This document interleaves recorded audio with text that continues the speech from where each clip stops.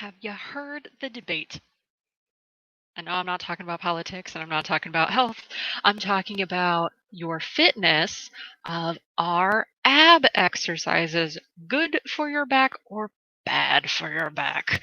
We are going over the good, the bad, and the ugly of ab exercises and how to tell if you are building yourself better or if you're headed for breakdown when you do these. Now, let's reveal the truth about this. If you're new to my world, I'm Dr. Vicky, gentle chiropractor for people as well as pets. I'm a Reiki healer. I'm a mind body coach. What I do is I get you from where you are to where you want to be as rapidly and as easily as possible in the safest way possible for you, because no two bodies are the same. So no two treatment plans, no two plans of action should be exactly the same. You need something customized for you.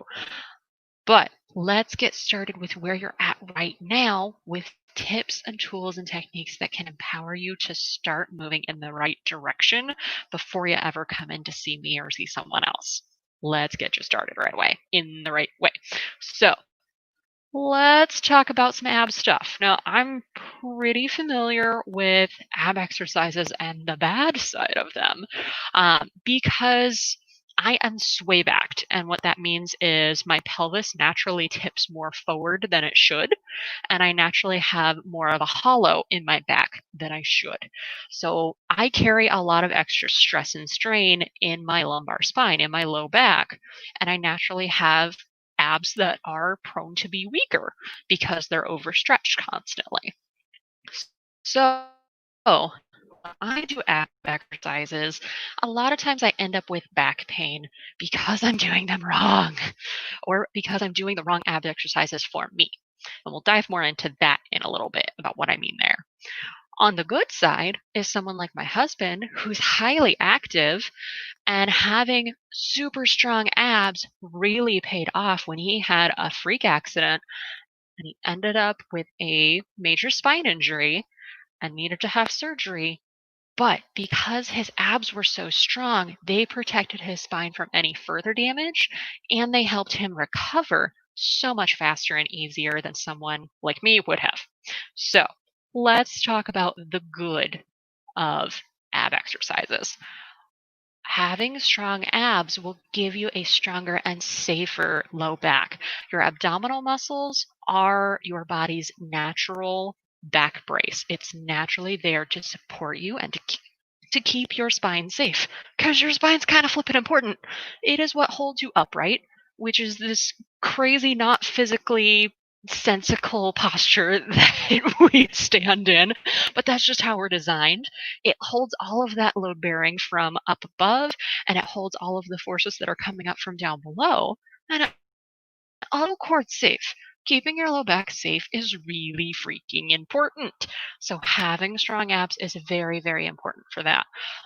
Having strong abs will make you less likely to injure your back, or in a freak accident, less likely to injure it any more than would have happened, and less likely to have low back breakdown over time.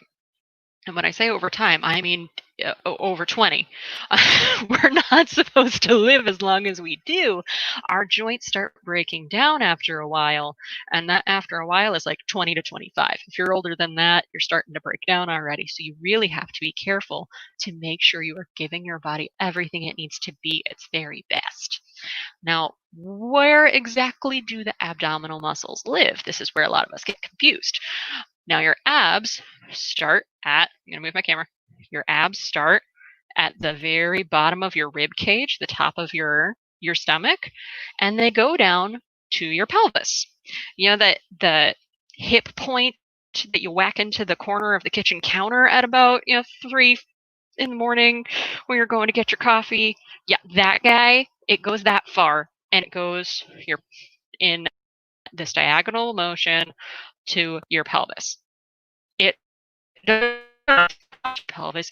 Your muscles do not touch your leg at all. So this is where we get into the bad, and what a lot of folks don't know about ab exercises.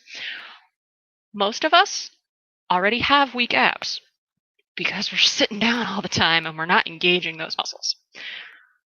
When we do a lot of these ab exercises, a lot of them involve moving our hips, moving our legs into, a bent position against weight or against gravity, against force. But our abs don't do that. That's not what our ab muscles do. They don't touch our legs. So, when we have weak abs, the abs are just supposed to stabilize the middle section of your body from your pelvis to your ribs. That's all the ab muscles are supposed to do, is just brace that section. They are not supposed to pick your legs up off the floor while you're laying on your back.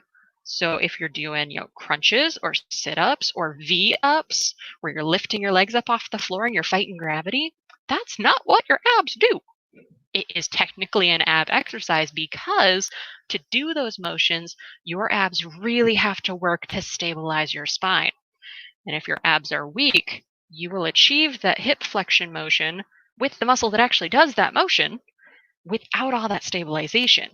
Now, the muscle that actually does picking up your hip, or what's called hip flexion, where your thigh comes up towards your face, the muscle that does that is called the psoas. Psoas. That is your Latin for the day. I try not to throw big words out because they hurt my brain. But your psoas muscle connects to the front of your thigh and it connects to the front of your spine. We usually think about back muscles as being what you can feel on the surface, so what's on the back of your spine. Your psoas sits more like here, deep, deep inside. You can't touch it from the outside because it's all the way deep in, and it runs from the front of your spine to your thigh. And it does this. So when you're doing your crunches, when you're doing your V-ups, when you're doing all of those types of hip flexion, ab exercises, your abs are supposed to just be bracing. And if your abs are too weak to be bracing, all that's happening is your psoas muscle is pulling your spine and your leg together. However, if your abs aren't strong enough to brace, when your psoas muscle pulls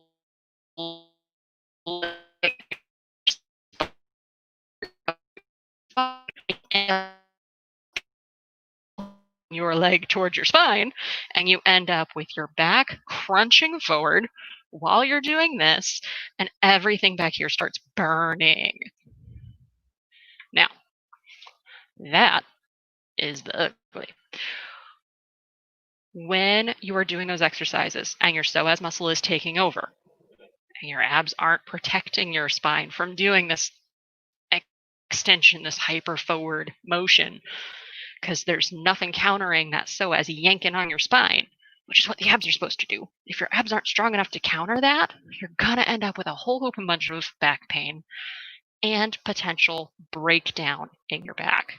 It's just going to keep adding stress and compounding issues that are already there, creating new issues that weren't there before, and making a mess of your spine until you have a breakdown, until something completely gives up. And we don't want to go there because it's a whole lot harder to fix that challenge than to prevent it from coming up in the first place. So, how do we check if you are building yourself better or if you're heading for a breakdown? First, when you're doing your ab exercises, take a look at what your hips are doing. If your hips are moving towards your spine, like your crunches or your V-ups, that is meant for more advanced, stronger ab states. If you already have strong abs, if you can already take a punch to the gut with it bouncing right off, if you can already do a lot of great things and you feel like you have a very strong core, those exercises are safer because you have that nice, solid, built in brace of a strong ab group. And that exercise will help build it stronger. But if you don't have strong abs to begin with, that is where you're going to run into issues. That is more of a dangerous exercise if you already don't have strong abs, because it will just be your psoas doing that motion, because that is the muscle that works your legs. Your abs do not move your legs. I don't know how many times I have to keep telling people this because everyone thinks ab exercise means I'm moving my legs up towards my abs, legs. If you're doing an exercise where your legs are moving towards your spine, if your abs are stabilizing you, you're safe. If your abs are not stabilizing you and it's just that psoas moving, you're going to yank your spine so much into so much more stress than it needs to experience, and you're going to head for breakdown.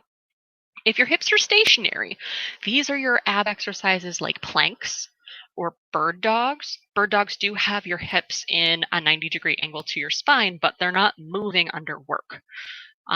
So if your hips are stationary during the work phase of that exercise, like your planks, like your bird dogs, this is safer, especially if you are trying to build up ab strength in the first place. These are much safer for you because all you can do is by turning on your abs. Your psoas is not hard because it's not trying to pick up your leg and move it towards your spine.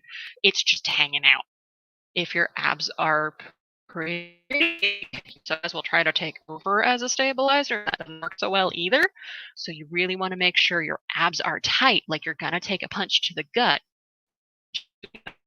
It's called abdominal bracing, and that puffing up your abdomen like you're gonna take a punch.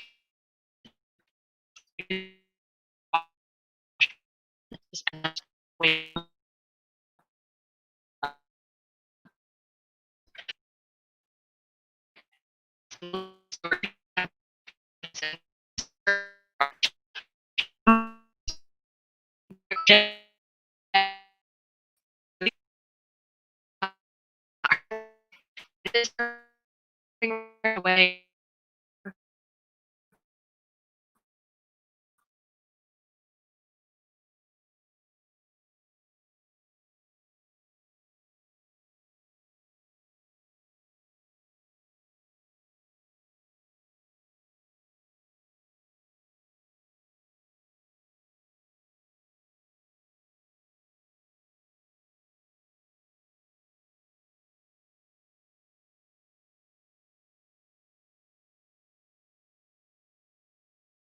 That everything has a proper relationship to itself. Your muscles and your joints all have the right themselves, and that is very best for you so that you can go out and do these exercises in the safest way possible.